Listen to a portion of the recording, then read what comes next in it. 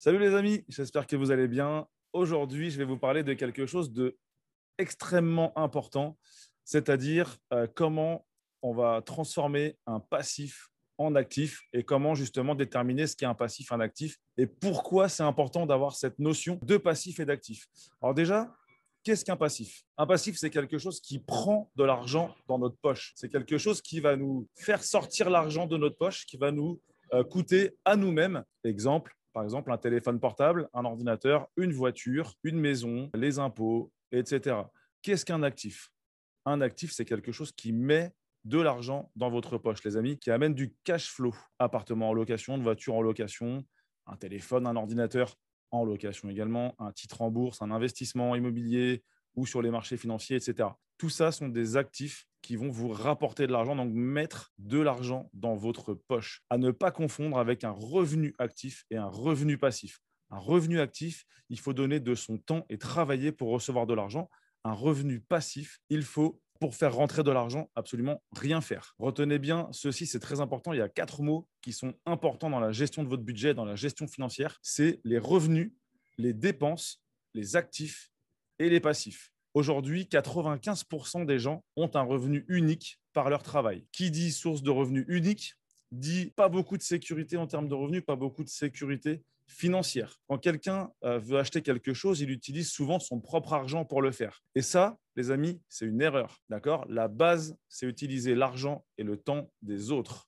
Ça fait partie des éducations que j'ai reçues, en l'occurrence du cadran du cash flow. Robert Kiyosaki, une référence, il a écrit Père riche, Père pauvre, il a écrit le cadran du cash flow, il a écrit Faux, il a écrit Augmenter votre intelligence financière. C'est très important, les amis, de lire ce genre de livre. C'est ce qui va vous permettre d'apprendre justement à gérer vos revenus et à vous sécuriser financièrement. Tu veux t'acheter une voiture? N'achète pas une voiture. Investis dans la bourse, investis en immobilier. Bien sûr, il faut se former avant d'investir, bien évidemment. Et les rentes mensuelles que tu vas obtenir paieront ta voiture. Tu vois, l'argent ne sortira pas de ta poche. Et c'est ça l'important. Tu veux t'acheter une maison pour y vivre? Bah, n'achète pas ta maison pour y vivre de suite, avec ton propre argent, avec un crédit immobilier. Pourquoi? Parce que ça va te faire une charge. Une maison pour y vivre, c'est un passif. Alors que si tu achètes d'abord 3 ou 4 appartements ou un immeuble de rapport avec l'argent de la banque en plus, donc ce n'est pas ton propre argent que tu vas sortir, mais c'est l'argent de la banque qui va te permettre, par le crédit, d'obtenir des appartements qui vont te rapporter du cash flow, qui vont te rapporter de l'argent tous les mois. Et c'est cet argent tous les mois qui va te permettre de t'acheter ta maison. Et donc, ta maison ne te coûtera rien du tout puisque c'est l'argent de tes loyers qui va payer ta maison. Et ça, c'est important, les amis. Ce qu'on nous apprend, c'est vraiment le contraire. L'important est de bien comprendre que 95% aujourd'hui des gens achètent des passifs avec un revenu actif. Et ça, c'est un vrai problème. Le but est d'acheter un maximum d'actifs avec de l'argent d'un revenu passif pour générer encore plus de revenus passifs par le biais, par exemple, d'une diversification de revenus, c'est-à-dire augmenter vos sources de revenus, ne pas avoir qu'une seule source de revenus. Si vous perdez votre revenu, vous êtes dans le pétrin. Moi, aujourd'hui, j'ai une dizaine, voire une quinzaine de sources de revenus différentes. J'en ai une qui s'arrête, je m'en fous, clairement, puisque je peux quand même payer mes traites. Ensuite, c'est important de multiplier ces sources de revenus. On se sécurise financièrement. Ça, c'est la vraie sécurité, les amis. C'est ce qu'on appelle la sécurité financière. La sécurité du travail aujourd'hui n'existe pas, surtout quand on voit le 49.3 avec la loi El Khomri qu'on a appris dans la tronche. Bah, clairement, ceux qui se croient en sécurité dans un CDI, bah, c'est une grave erreur, les amis. On peut s'acheter, si on souhaite, un passif avec l'argent d'un revenu passif. Vous avez acheté des appartements, vous avez acheté un immeuble de rapport, vous avez acheté des voitures que vous louez, ça devient un actif du coup. Avec cet argent qui rentre de tous ces achats que vous avez faits, tous ces investissements, vous pouvez vous acheter une voiture à vous ou une maison à vous, qui est du coup un passif. Donc ça, c'est pas grave, puisque c'est payé par l'argent des revenus passifs. Et ça, c'est la base de l'éducation financière. En gros, on peut s'acheter, si on souhaite, un passif avec de l'argent d'un revenu passif, car cela ne coûte rien. Ce sont les loyers des voitures de location, ce sont les loyers des appartements ou des immeubles de rapport qui vont nous payer notre passif. Donc, on peut faire joujou, du coup, on peut s'amuser, on peut s'acheter une belle voiture, on peut s'acheter une belle maison, on peut se faire plaisir, du coup, ça ne nous rapporte pas d'argent. Bah, ce n'est pas de l'argent qui sort de notre poche, donc ce n'est pas très important. L'intelligence financière, c'est la capacité à contrôler votre cash flow.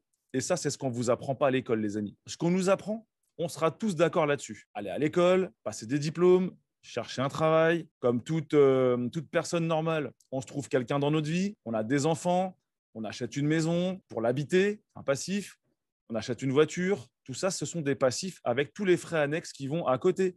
Une maison coûte des frais. Il y a une taxe foncière, il y a une taxe d'habitation, il y a tout plein de choses à payer pour une maison. Pour une voiture, c'est la même chose. On va payer l'assurance, on va payer l'essence, on va payer les réparations. Il y a plein de frais annexes à chaque fois qui en découlent. Beaucoup de gens ont même fait un prêt étudiant qui coûte très cher et qu'il faut rembourser sur plusieurs années derrière, etc. Ça, c'est la plus grosse arnaque, les amis. Tous les sportifs, par exemple, de haut niveau, tout ce qui est NFL, tout ce qui est football, tout ce qui est tennis, etc., on retrouve 95% de ces personnes environ, au bout de 2 ans, ils sont ruinés. Pourquoi?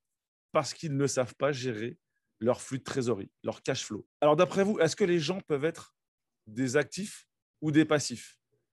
Alors, je vous le dis, ces personnes peuvent être un actif ou un passif. Les enfants, par exemple, vos enfants sont des passifs. Ça vous coûte de l'argent, les amis. Tous les membres de la famille sont un passif. Les maladies sont des passifs. Ça, il faut en être conscient. Les impôts et les passifs sont nos deux sources de suppression de nos économies. C'est la base de l'intelligence financière. On est aussi souvent mal conseillé.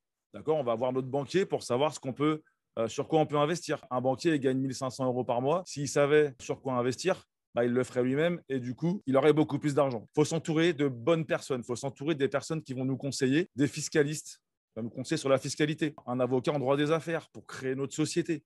Ça fera l'objet d'une prochaine vidéo, bien évidemment, puisque je vous expliquerai comment, par le biais d'une société, on peut défiscaliser énormément de choses qu'on achète pour la société, par exemple. Donc, les impôts, du coup, on en a beaucoup moins. Il faut s'entourer des bonnes personnes.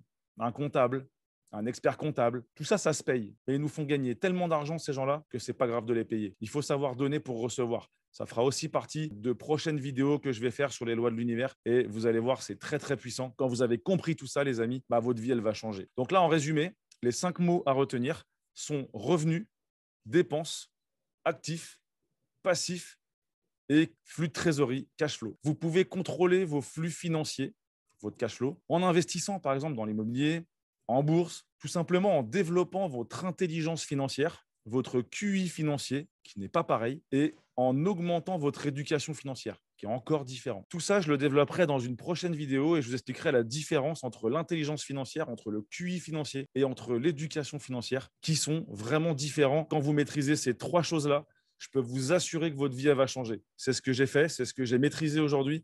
Ma vie a clairement changé en 1 an, les amis. Donc, c'est faisable. Si j'ai pu le faire, vous allez pouvoir le faire. Je vous embrasse et je vous dis à la semaine prochaine pour une prochaine vidéo.